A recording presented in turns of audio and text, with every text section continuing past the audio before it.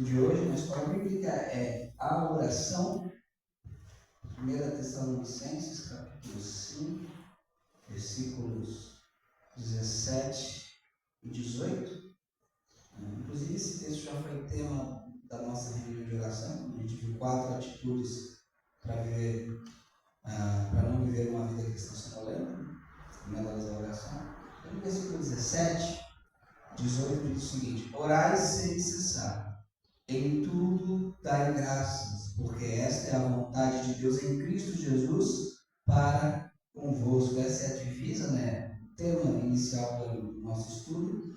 E aqui a Bíblia nos exorta a orar sem cessar. Vamos à leitura da nossa lição para a gente poder ir aprofundar no tema oração, que é um tema fundamental e é um dever de todo crente. A oração é extremamente necessária. Um dia perguntaram para A.W. Tozer o que era mais importante, a leitura da palavra de Deus ou a oração. E ele respondeu: o que é mais importante para o pássaro? O que é mais importante para o pássaro? A asa direita ou a asa esquerda? Então, as duas são absolutamente necessárias. Vamos ver aqui a nossa lição. Pela leitura da palavra de Deus, ele fala conosco. Então, quando lemos a Bíblia, quem fala conosco? Deus. Pela oração, nós falamos com Deus. Isso aqui é uma coisa importante. Se nós falamos que amamos o Senhor, como é que passamos tanto tempo sem falar com Ele? Devemos falar com Ele. Devemos estar com Ele. Buscamos a Sua presença, derramamos a nossa alma diante dEle e na comunhão com Deus contamos nossas alegrias, nossas necessidades, agradecemos e pedimos, louvamos e choramos e recebemos a orientação para a nossa vida, a resposta para as nossas indagações, o consolo e o conforto para as nossas almas. É por meio da oração que batemos as portas do céu e somos ouvidos e atendidos, segundo a sabedoria e a vontade de Deus. E eu já trabalhei muito esse tema de como orar, e sempre bati na tecla que a oração modelo é o modelo a ser seguido, porque Jesus disse. Então a gente vai ver ali em Lucas, capítulo 11, versículo 1, e a gente tem aqui algo interessante. Lucas 11, 1.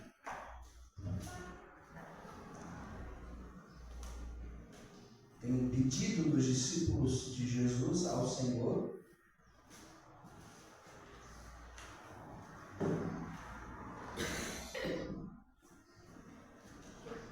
Diz o seguinte: e aconteceu que, estando ele a orar num certo lugar, quando acabou, lhe disse um dos seus discípulos: Senhor, ensina-nos a orar. Também João ensinou aos seus discípulos. Os discípulos nunca pediram para ensinar a orar, para ensinar a pregar. Eles pediram para ensinar a orar. E quando eles pedem isso, Jesus ensina a orar. Então a oração do Pai Nosso, a oração dominical, é uma oração que é um modelo para as nossas orações. Ali em Mateus capítulo 6, versículo 5, temos o modelo da oração do Pai Nosso, temos a fórmula. Mateus capítulo 6, versículo 5 ao 8.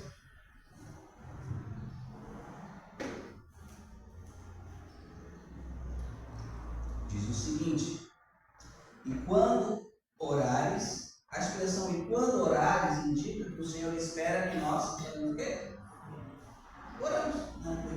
E quando orares, não sejas como os hipócritas, pois se comprazem orar de pé nas sinagogas e às esquinas das ruas, para serem vistos pelos homens. Em verdade vos digo que já receberam o seu galardão. Mas tu, ao contrário deles, quando orares, entra no teu aposento e, fechando a tua porta, ora a teu Pai que está em secreto, e teu Pai que vê em secreto te recompensará publicamente. E orando, não useis de vãs repetições, como os gentios pensam que por muito falarem serão ouvidos. Não vos assemelheis, pois, a eles, porque o vosso Pai sabe o que vos é necessário antes de vós o pedirdes. Tem algumas coisas importantes, Jesus ensinou que a oração deve ser feita para ser ouvida por Deus e não com finalidade de serviço e apreciada pelos homens. Não é uma exibição pública ou pessoal, é a busca de Deus para uma alma ansiosa dele, que quer ele. Aqui a Bíblia não está proibida oração pública e nem orar em pé. A congregação que está no Brasil, o pessoal ora de joelho, por causa do texto que fala que não oreis em pé, mas aqui não há uma proibição de orar em pé. Jesus, quando dava graças, ele orava em pé. Jesus, quando orou o Pai Nosso, orava em pé. Jesus orou pendurado na cruz. Então, não, você pode até orar pendurado, se você quiser. Qual é a proibição aqui?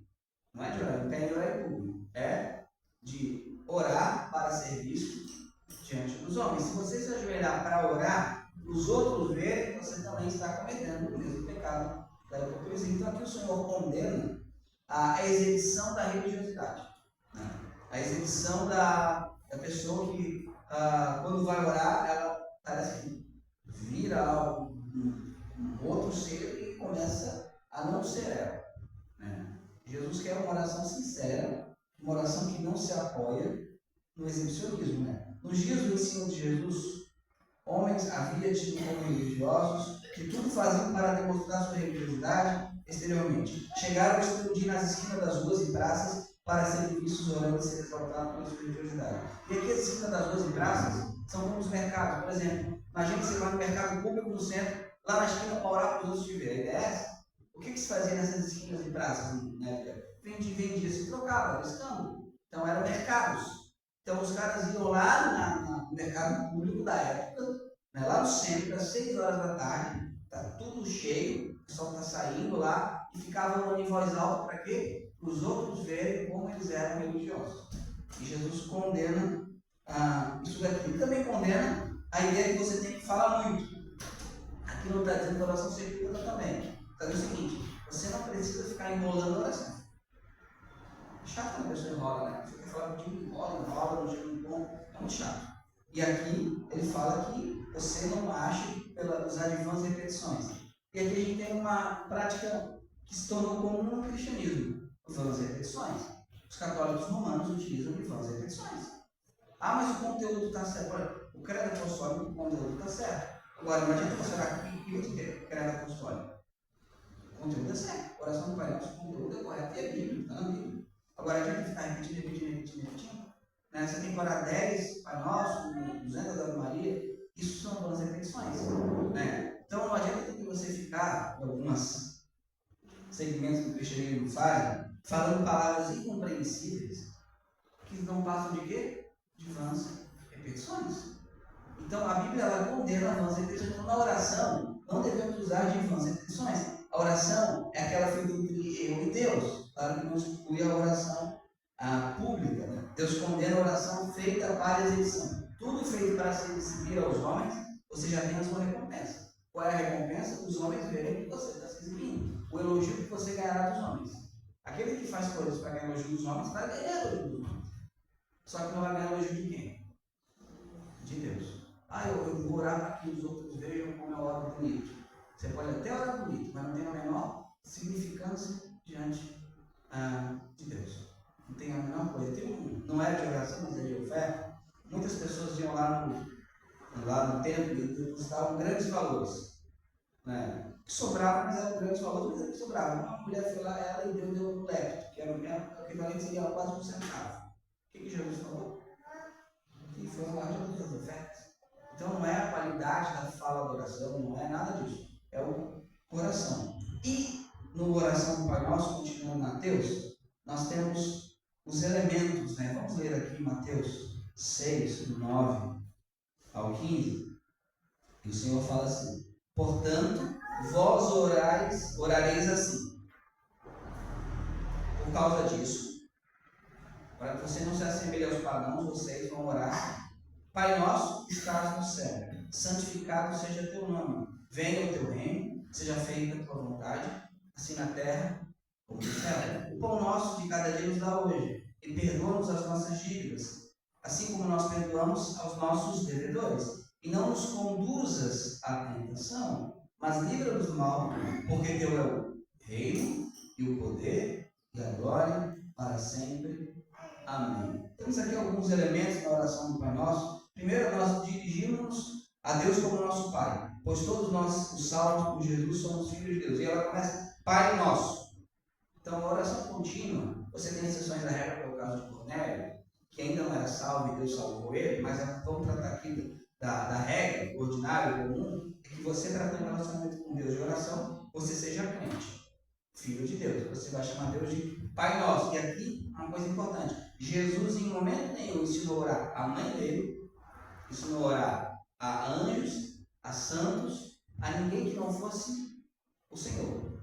Então, Pai Nosso, estás no céu. Então, nós vamos a Deus como filhos, expressando o desejo de que o nome de Deus seja tido como santo e invocado, por isso que está que estás no céu, santificado seja o teu nome. Então, um desejo, a oração começa com o desejo, que o nome de Deus seja exaltado e santificado. Se vocês notarem, é exatamente o que nós fazemos aqui nas quartas-feiras. Nós louvamos a Deus, primeiro pedimos que o nome dele seja exaltado, que o nome dele seja invocado, que o nome dele seja glorificado. Pedimos que venha o reino de Deus. Então, o primeiro pedido da oração do Pai Nosso, qual é? Venha o teu reino. As orações do crente têm que ter primazia, primeiro, para que o reino de Deus se faça presente e o governo de Deus, a vontade de Deus seja feita. Primeiro ponto da oração é que nós venhamos a pedir que o reino venha e a vontade de Deus seja feita. Né? Ao contrário do que a gente vê em muitas orações hoje. O afastamento do modelo da oração do Pai Nosso criou-se, nós exigimos, nós decretamos, nós não aceitamos, nós profetizamos, criou-se isso. Então, pedindo que o reino de Deus venha, né, a vontade seja feita, aqui na terra como ela já é feita no céu. Após reconhecermos a santidade de Deus e expressamos o desejo da vida do seu reino, passamos a orar então pelo quê? As nossas necessidades, o nosso sustento, que é o pão nosso de cada dia nos dá hoje. Aqui tem algo importante. Ele pede não o pão da semana, mas o pão diário. Então o Senhor quer que nós venhamos a ele em oração diariamente, pedindo diariamente, para que o Senhor nos abençoe diariamente. E após pedir então as nossas necessidades, né? Você pede aquilo que você achar necessário. Se Deus achar necessário, ok. Se Deus não achar, é com ele. Eu acho que é necessário isso, Senhor, isso. Aquelas coisas na sua vida que devem ser colocadas em ordem, que você entende que precisa ser abençoado, que você entende que o Senhor precisa intervir, que aqueles seus desejos do seu coração. Tem um local para isso na oração. Após você exaltar o Senhor, após você expressar desejo que primeiro ele seja glorificado. Aí você fala, mas Senhor, tem coisas na minha vida, materiais, que eu preciso ser atendido. Você vai pedir ao Senhor. E ele, de acordo com a vontade dele, vai dar ou não vai dar. Então, depois disso, você vai pedir o quê? Perdão. A oração do Pai Nosso é diária. Então, diariamente você vai pedir o quê? Perdão. Porque diariamente você vai fazer, infelizmente, o quê? Pecado. Né? Então, ele fala, e perdoa as nossas dívidas. Então, você tem uma dívida com quem? Com Deus. Uma dívida impagável. E aqui, a parte mais perigosa da oração. Que aqui está fazendo um pedido. Aí são dois pedidos aqui. Primeiro, perdoa nossas dívidas. Primeiro pedido. Segundo pedido, como nós. Eu quero que o Senhor me perdoe, mas eu quero que o Senhor me perdoe da mesma maneira que eu perdoo os outros quando eles estão em dívida comigo. Aí eu pergunto, a dívida que o próximo tem com a gente, né? Aquele que nos ofendeu, aquele que pecou contra nós, é maior ou menor que a dívida que eu tenho com Deus? É maior ou menor? O próximo, quando me ofende, a dívida que ele tem comigo é maior ou menor a dívida que eu tenho com Deus? É menor.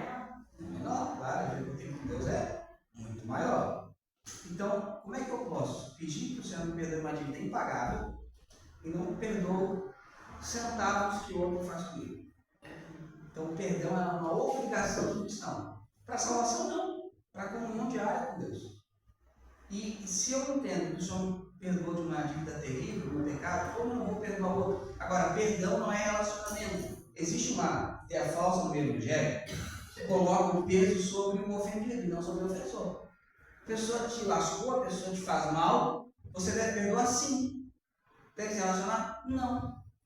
Por exemplo, você tem um funcionário e ele roubou. Vou dar um exemplo de história, que a nossa está aqui, ela não faz isso. Mas tem um funcionário lá, você está na loja lá e o cara te roubou. Aí ele pediu perdão e devolveu o dinheiro.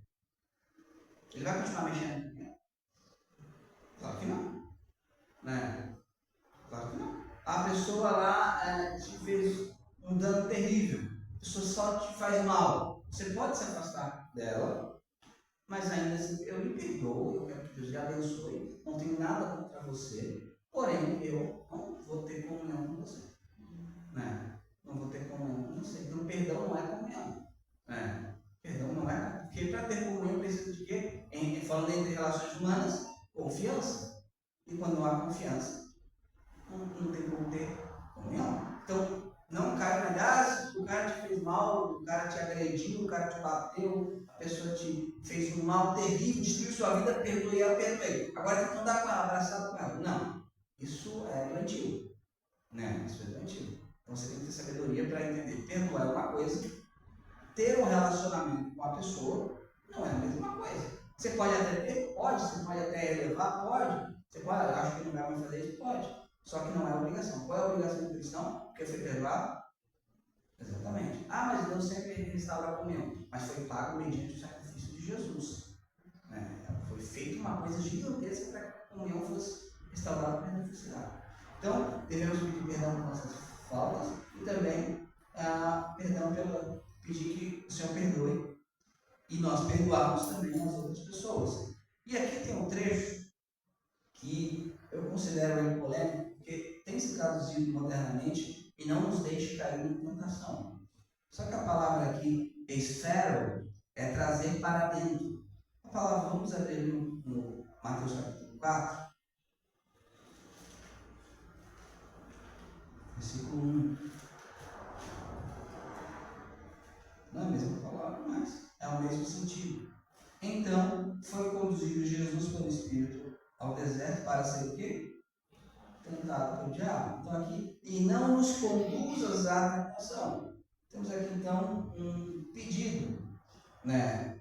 Venha seguir um ensinamento muito precioso, de suplicar a Deus para que não nos deixe entrar numa situação que possamos ser tentados. E esse é o sentido do pedido. Não é que o Senhor me peça que eu caia. É que o Senhor, por favor, Senhor, não permita nem que eu seja tentado. Vamos abrir em Lucas 22, 40.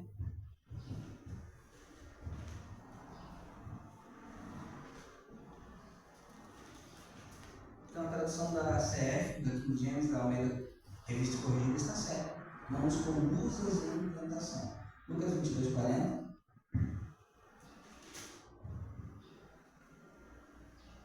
Diz o seguinte: e quando chegou àquele lugar, disse-lhes: orai para que não é só que não caia, orem para que vocês nem entrem. A falta de oração faz com que nós entramos em tentação, faz com que nós entremos em provações. Muitas das nossas tentações, fraquezas, provações são devidas à falta de oração. Quer dizer então que quando você orar, você não vai ser tentado? Claro que não, o Senhor já foi tentado. Só que muitas tentações não eram necessárias ou não eram precisas. Agora, aquelas que são necessárias para que a gente possa então amadurecer, elas vão acontecer. Né? E o texto continua, e nos livre do mal, do maligno, de tudo que é mal. E por que a gente pode ter a confiança de orar dessa maneira? Como é que termina? Porque teu é o reino, o poder e a glória para sempre.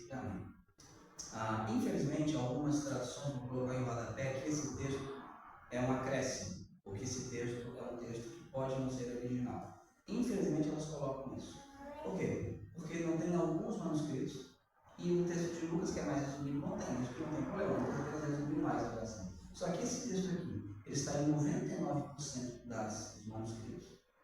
Ele está na Didaquê, quando ensina sobre oração, que é um documento cristão do primeiro século. Então, os primeiros cristãos, quando liam esse texto, tinham, porque eu tenho o reino do poder e a glória. Ele está no Dia Terceirão, que é uma tradução siríaca do segundo século. E chegou até nós e nunca foi duvidado pela igreja. Porque tem o reino, o poder e a glória para sempre. Amém. Por que eu tenho certeza que eu posso orar dessa maneira? Porque porque Deus é o Rei de tudo. Então, rendemos glórias a Deus e terminamos a oração. Quem deseja aprender a orar, pode examinar a oração ensinada por Jesus, ver os seus elementos e orar com suas próprias palavras. E é isso que o Senhor intencionou, nos dar um modelo de oração, para que você não fique pensando na pizza no meio da oração, para que você tenha um norte a seguir.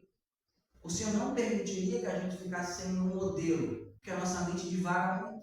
Então ele dá um modelo certinho, começa com ele, termina com ele, e no meio tem o que? As nossas necessidades materiais e espirituais. Então o Senhor dá um modelo certinho, que a gente tem que fazer. Então, seguir. Quando você começar a treinar isso, você vai ver que você vai ter muito assunto.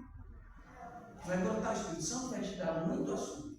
Então a gente não precisa seguir uma liturgia de repetição, repetição, repetição, repetição, repetição, sem pensar. E nem uma coisa solta, né, em que cada um ora sem propósito nenhum, as orações que não são bíblicas. A gente tem um modelo perfeito, ensinado pelo próprio Senhor Jesus. E o Senhor também, alguma dúvida sobre a oração do Pai Nosso? Já ensinei isso 500 vezes aqui.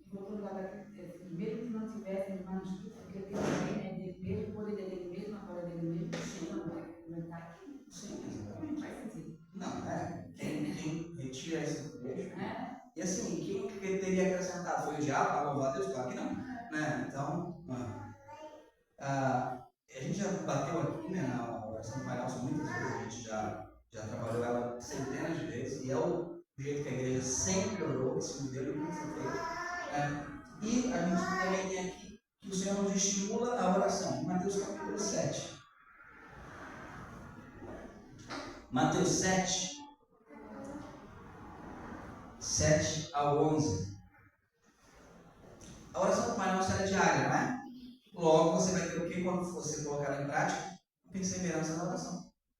Mateus 7, 7 ao 11 diz o seguinte: Pedi e dar-se-vos-á, buscai e encontrarei, batei e abrir-se-vos-á, porque aquele que pede recebe, e o que busca encontra, e ao que bate abrir-se-lhe-á. E qual dentre vós é o homem que, pedindo-lhe pão, o seu filho lhe dará uma pedra? E pedindo-lhe peixe, lhe dará uma serpente? Se vós, pois, sendo maus, olha o que o Senhor fala, se vós, pois, sendo maus, sabeis dar boas coisas aos vossos filhos, quanto mais o vosso Pai, que está nos céus, dará bens aos que lhe pedirem. Agora, bens aqui não é que você vai ter uma Mercedes, tá? Boas coisas.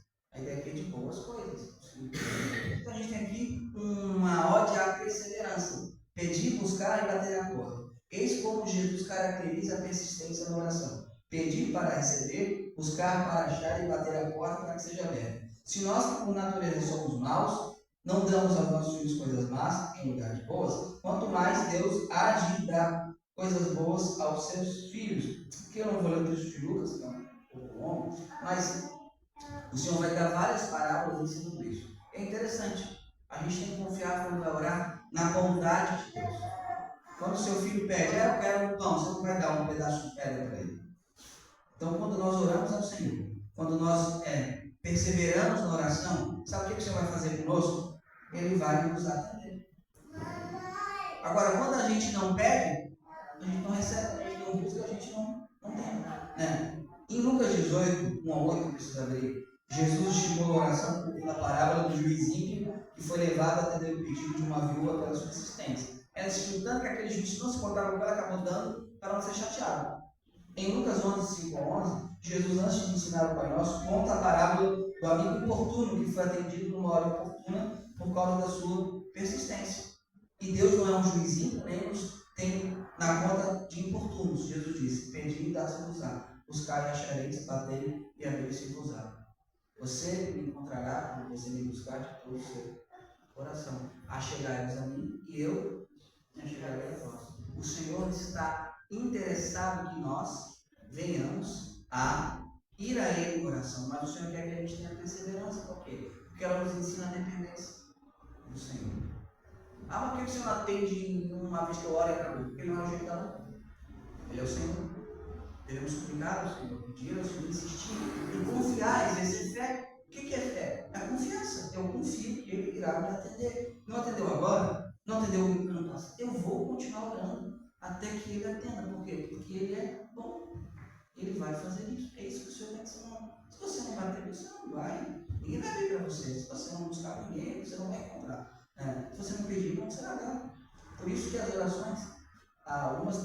atendidas. Nem sempre recebemos o que desejamos. Teria falhado o que Jesus prometeu? Aliás, é uma coisa interessante. Quando algum crente fala para você que tudo que você determinar Deus vai dar, pergunta para essa pessoa que tudo que ele pediu, Deus deu. Não tem uma pessoa no mundo que tenha recebido tudo que pediu. Um outro ponto importante, né?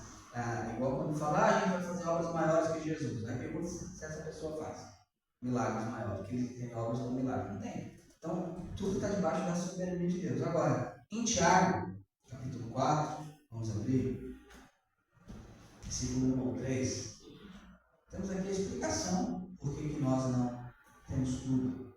Né? Os motivos, né? Porque às vezes Deus não quer dar também. De onde vêm as guerras e as pelejas entre vós? É interessante, a gente olha a igreja primitiva como uma coisa maravilhosa, na verdade não. Se você pegar as cartas, o que tinha de problema na igreja, ainda era a igreja de Jesus, olha o que tinha na igreja, nas igrejas aqui, que Tiago está escrevendo. Tinha guerras e pelejas. Sempre a mesma coisa. Eu não vou congregar porque a igreja tem isso. Sempre teve. Né? Sempre teve. E sempre vai ter. Por quê? Porque enquanto estamos nesse mundo, somos passíveis de erro e pecado. De onde vêm as guerras e a peleja entre vós? Porventura não vem disso a saber de vossos deleites, que nos vossos membros guerreiam, no interior de vocês? Cobiçais, nada tendes, matais, sois invejosos. Claro que aqui metaforicamente falando, é uma igreja de assassinos. E nada podeis alcançar. Combateis e guerreais, uma igreja em guerra. Um povo em guerra um com o outro. Né? E nada tendes porque não pedis. Pedis e não recebeis. Porque pedis mal para gastares nos vossos deleites. Então, o povo egoísta brigava um com o outro, não pedia. Né? Adúlteros e adúlteras, não sabeis que vós que a amizade do mundo é inimizade contra Deus?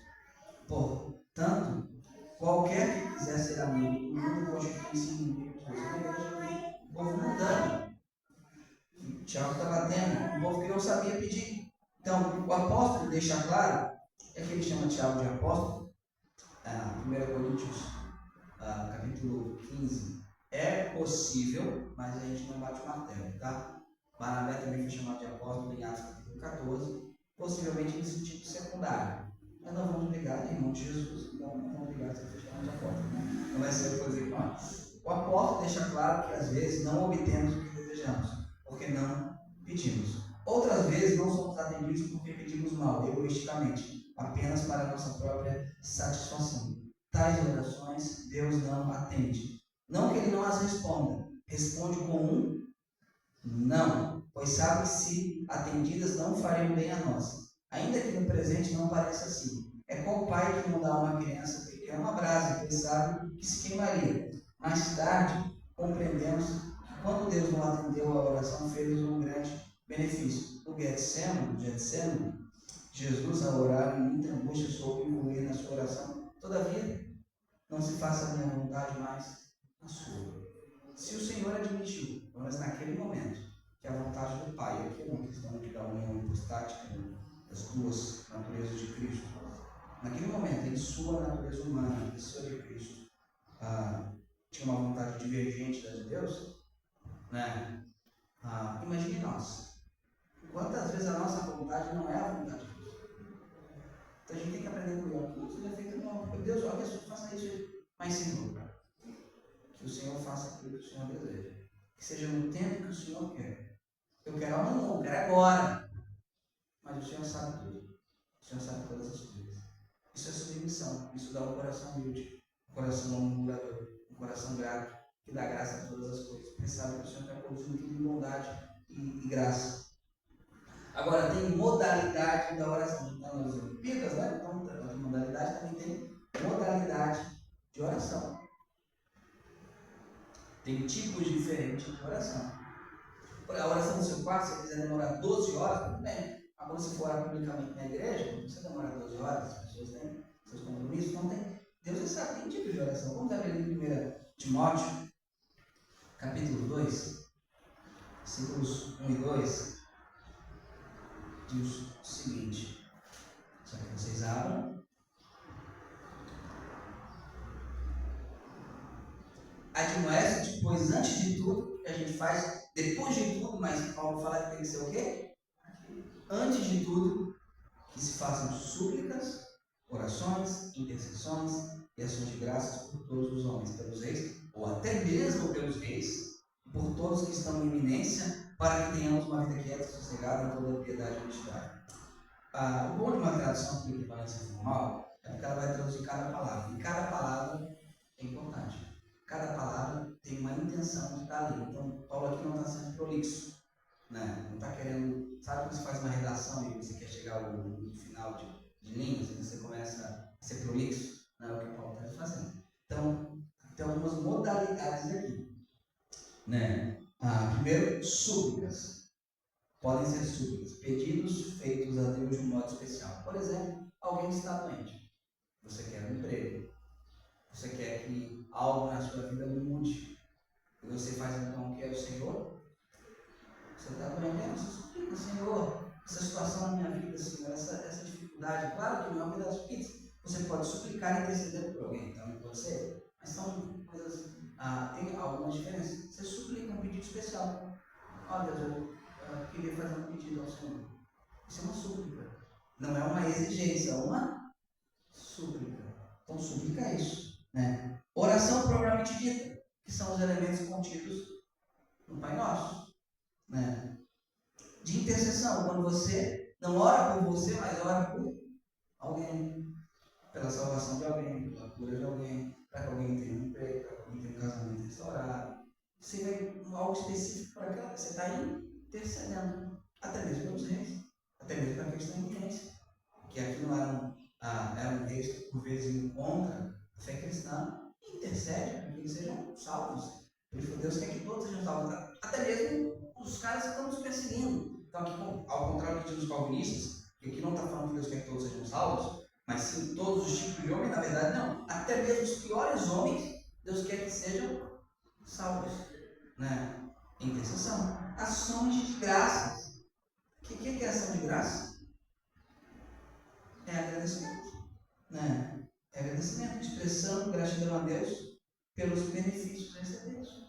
Ó, Senhor, eu te louvo por aquela oração atendida, eu te louvo por isso na minha vida, eu te louvo por aquilo, te louvo pela tua salvação. Ação de graça, né? O que a gente vê aqui? Que a oração ela tem múltiplas faces e ela é completa. Você pode suplicar por você, você pode orar, que é o modelo de oração para nós, interceder pelos outros, né? Ação de graça. E tem que ter ação de graça. Imagina a pessoa só te pede, só te pede, só te pede e nunca te agradece. Então tem que ter ação de graça também. Então são modelos de oração. Deve-se orar por todos os seres humanos, pelos governos constituídos, para que propiciem uma vida tranquila, sossegada em toda a piedade e honestidade. Por quê? Porque quando há perseguição, há mais dificuldade de pregar o evangelho. Então deve-se ter também agradecimento, porque não temos perseguição neste momento, pelo menos não física, para pregar o evangelho. Então a gente quer ter uma vida sossegada, a gente quer ter uma vida tranquila, a gente não quer que o Estado fique um caos. Ganha um dia ele não gosta, que Deus abençoe ele, que Deus leve ele à salvação, porque Deus quer que até mesmo ele seja salvo, para que a gente não quer que a economia do país fique um caos, porque eu vou ser afetado, os irmãos vão ser afetados, todo mundo é afetado, a igreja é afetada, a manutenção da igreja é afetada, missões, tudo é afetado. A gente não quer isso, não quer caos. Agora eu quero que tudo dê errado, por quê? Para ver que não devia ter feito a elegida daquela pessoa. Não pode fazer isso. Tem que orar por essa pessoa, né? E a gente tem que confiar no Senhor. Devemos orar por elas e obedecê-las, a menos que contrariem os princípios de Deus. Por quê? Porque as autoridades foram constituídas por Deus. E também temos, chegando perto do final, poder da oração. Inclusive já trabalhando nesse texto com reunião de oração, Tiago, capítulo 5, versículos 13 a 18. Alguma dúvida até aqui? Não?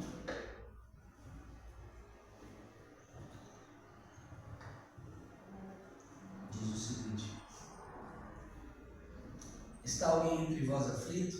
Ore. Está alguém contente? Cante louvores. Está alguém entre vós doente? Faça o quê? Vou dar uma pausa aqui. Uma pausa. O pessoal acha que o pastor tem um dom de revelação. Se você está doente, você quer uma visita? O que você faz? chama, né? Porque a gente não tem o dom de revelar ciência. Não tem como, pastor, eu fiquei passando mostrando, sabe o que eu estou falando? Então, alguém está doente, chame os presbíteros da igreja e ore sobre ele, ungindo com azeite em nome do Senhor. Gente, não é azeite ungido, você vai ungir o doente, o azeite, o óleo não é ungido. Você unge com o óleo. Mas eu conversei, o óleo ungido, mas como é que você unge o óleo? Orando. Então, tá bom. Orando, você sente? Ungindo com azeite em nome do Senhor. E a oração da fé deve salvar o doente. Quem vai salvar? A oração da fé. E o Senhor o levantará, e se houver cometido pecados, lhe serão perdoados. Confessai as vossas culpas, os vossos delitos, uns aos outros. E aqui, quando fala sobre os vossos pecados, não é para você ficar confessando pecado dos outros. Isso geraria um caos na igreja. Você errou com o outro, você vai e faz o quê? Você vai repetir. Aqui mostra que a gente vai errar um com o outro. E às vezes esse tipo de pecados, um ao outro, que você não faz, gera o que em você? Gera doença. Aí você confessa e Deus te restaura.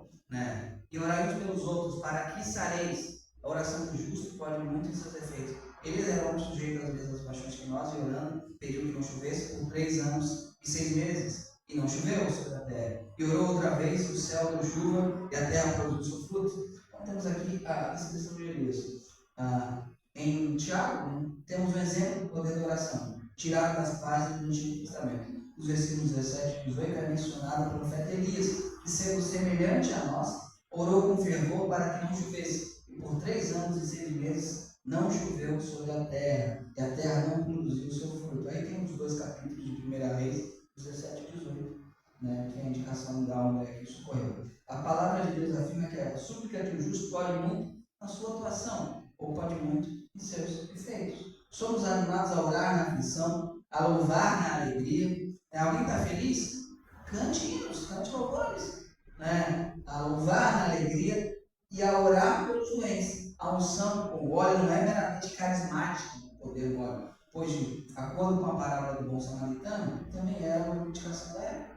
Você vai lhe dar o livro, auxílio também da presença do Espírito Santo.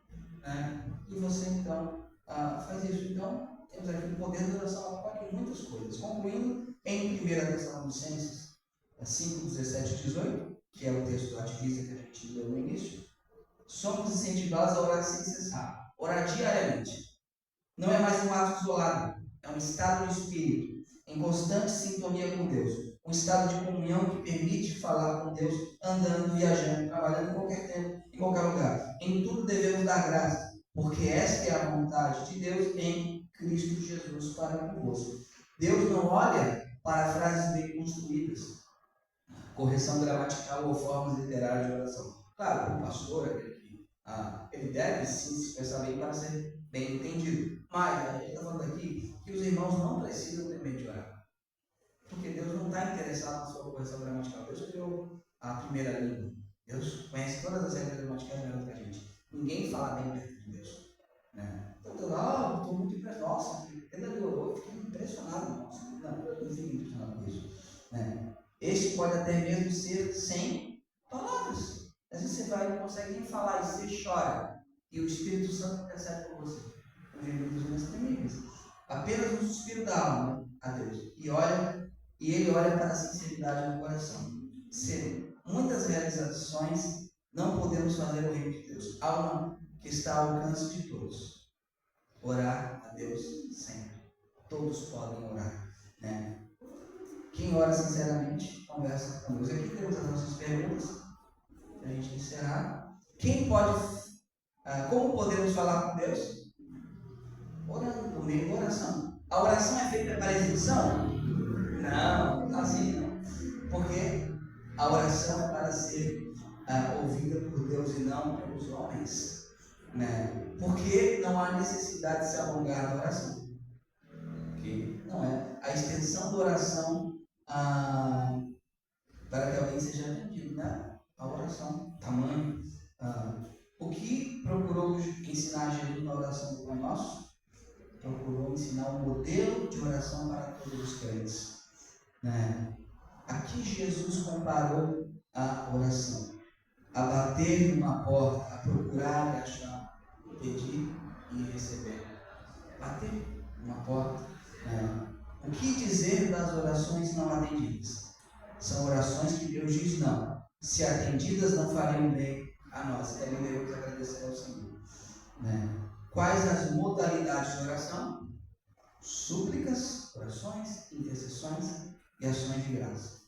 A oração tem poder aqui, vou dar um desconto para o nosso autor do estudo. Deus atende a oração, tem poder. A oração por si só, sim, vou dar um desconto para ele, eu entendi pelo contexto que eu quis dizer. A oração do justo pode muito em seu defeito. Então, se a oração feita a Deus, sim. A oração feita a Deus, sim. Durante quanto tempo de nossa vida devemos orar? Aos domingos? Não.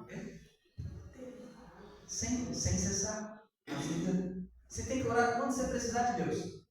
Entenda isso. Quando é que você precisa de Deus? Sempre. E a pergunta que você respondeu, você sabe quando e quanto você ora. Aí vem os dois pés, quanto e quando você ora. Vamos ficar em pé e vamos orar ao Senhor.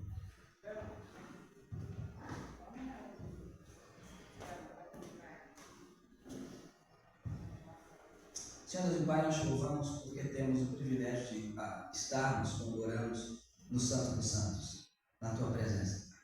Temos o privilégio de estarmos diante de Ti, Deus, pelo nome de Jesus, mediante o poder do Espírito Santo, Pai.